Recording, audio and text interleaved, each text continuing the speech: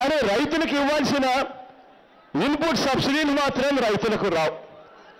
రైతులు అల్లాడుతా ఉన్నా క్యాబినెట్ మీటింగులు పెట్టి రైతులకు ఇన్పుట్ సబ్సిడీ ఇవ్వాలి అన్న ఆలోచన చేయరు.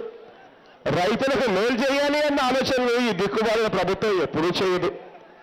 2018 జూన్ 1వ తారీఖు నుంచి ఈ నెల 2 వరకు, అంటే వారం క్రితం వరకు వర్షపాతం ఎంత నమోదైంది అని చెప్పి చూస్తే కోస్తా జిల్లాల్లో వర్షపాతం లోటు -23.1% లోటు.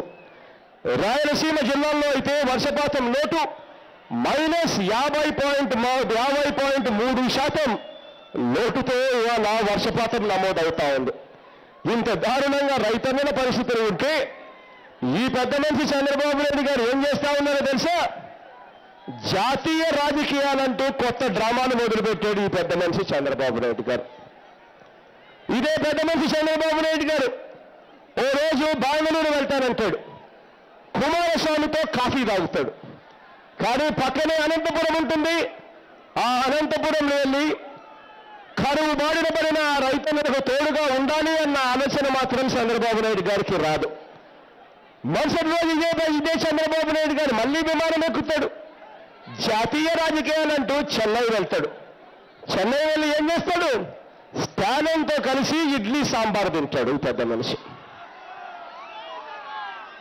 స్టాలిన్తో కలుస్తాడు, ఇడ్లీ సాంబార్ తింటాడు.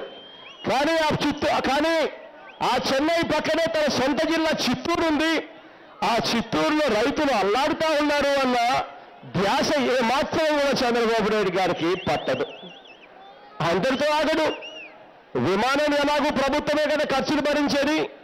ప్రైవేట్ విమానం ఎక్కినా కూడా నాకేంటి అని చెప్పి ఈ పెద్ద మనిషి చంద్రబాబు నాయుడు గారు జాతీయ రాజకీయాలు అంటాడు అని ఫ్లైట్ ఎక్కి కలకత్తాకు పోతాడు. సముద్రాలు దాటి కలకత్తాకు వెళ్ళి ఏం చేస్తాడు? మమతా బెనర్జీతో చికెన్ తింటాడు ఈ పెద్ద మనిషి. మమతా బెనర్జీతో చికెన్ తింటావు బాగానే ఉండయా, కానీ రైతుల కష్టాలు మాత్రం ఈ పెద్ద మనిషి చంద్రబాబు నాయుడు గారికి ఏమాత్రం కూడా పట్టదు.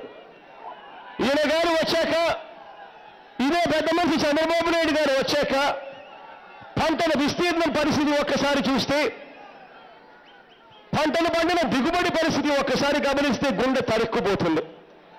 ఒకసారి 2008-9కి సంబంధించిన లెక్కలు చూస్తే నాన్నగారు చివరి సంవత్సరంలో 2008-9లో నాన్నగారి హయాంలో 10 సంవత్సరాల కిందట లెక్కలు చూస్తే నాన్నగారి హయాంలో అప్పట్లో పంటల విస్తీర్ణం 42.70 లక్షల హెక్టార్లలో పంటలు పండిస్తే 2017-18 వచ్చేసరికి చంద్రబాబు నాయుడు గారి హయాంలో అది అక్షరాల పడిపోయి 40 లక్షల హెక్టార్లకు పడిపోయిన పరిస్థితి కనిపిస్తుంది.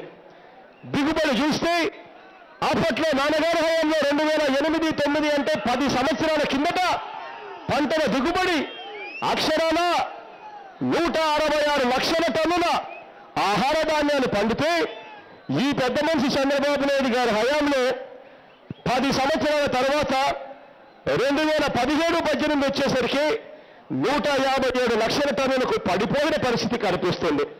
కానీ ఈ పెద్ద మనిషి చంద్రబాబు నాయుడు గారు ఏమంటారు? నదుల అనుసంధానం అంటాడు. పట్టిసీమ నీళ్లను రాయలసీమకు అందించానని కూడా ఇంకా బొంకుతాడు. ఇంకా 4 అడుగులు బొంకడంలో ముందుకేసి రేణుగళ్లతో కరువును జయించేశాను అని అంటాడు. దేశంలోనే వ్యవసాయంలో అత్యధిక వృద్ధి రేటు మన రాష్ట్రంలోనే ఉంది అని చెప్పి ఈ పెద్ద మనిషి చంద్రబాబు నాయుడు గారు బొంకుతాడు.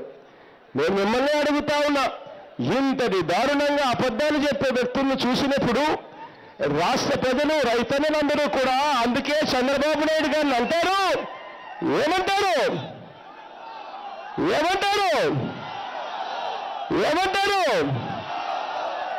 ఈ బాబును నమ్మమంటే నమ్మము అని చెప్పి అంటా ఉంటారు. రైతుల బతుకులు ఎలా ఉన్నాయనంటే